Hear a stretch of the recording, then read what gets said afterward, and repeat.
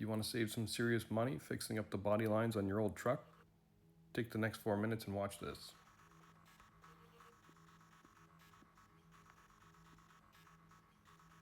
As always, we'll start with our checklist. This ugly rusty bushing is the one that we're going to be replacing, along with some repairs to the mount that is attached to the frame. The body mount plate is located behind the passenger seat on the floor underneath the carpet or vinyl. You'll visibly be able to see an indent on a plate. The plate will look like it is glued or seam sealed into place. I used a crowbar and a X-Acto knife in order to remove this plate. I found that the sealant was very hard to remove. Once it started to come, I was able to cut around it. I'm gonna have to drill at this bolt, so I'm using some cutting oil and a sharp 1/4 inch drill bit.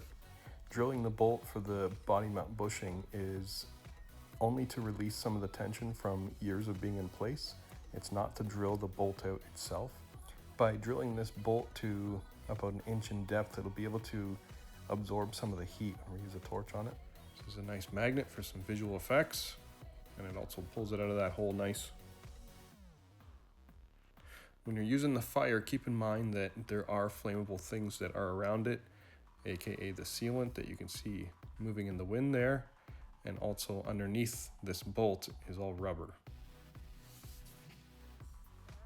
Once you've heated the spot where you drilled, it should easily spin out counterclockwise.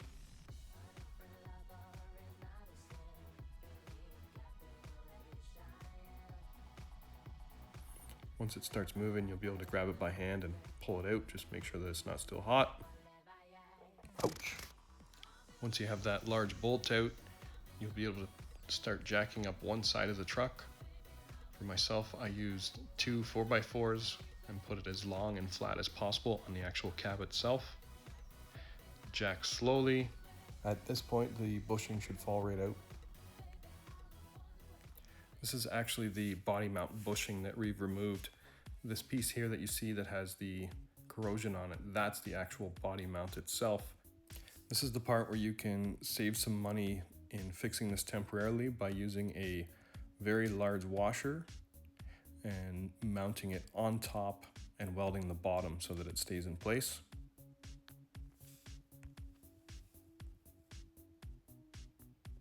You can use a flux or gas welder. I suggest a MIG welder. Whatever you use, you're gonna have to grind it smooth after because the body mount bushing will have to sit flush against that. You'll want to protect the area with some sort of corrosion resistance. In this case, I had a can of rocker guard, so that's what I'm using.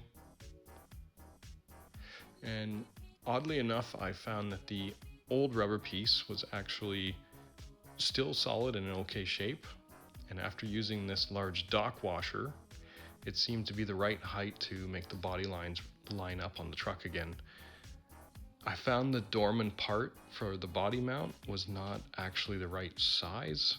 So this is what I had to do to make it work, but nonetheless, it worked.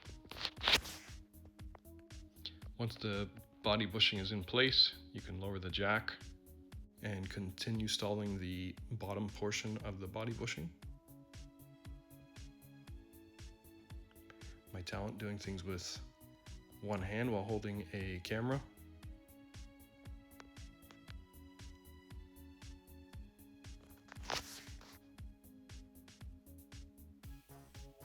In my scenario, I used a all-threaded rod because the bolt that came with it was not actually the right thread or the actual right length. When you're tightening up the bolt for the body mount, you can watch the body lines, and once they line up, you can release. And in my scenario, because I used a threaded rod, I'm going to weld the bottom of that, and you're done. Thanks for watching, and don't forget to subscribe.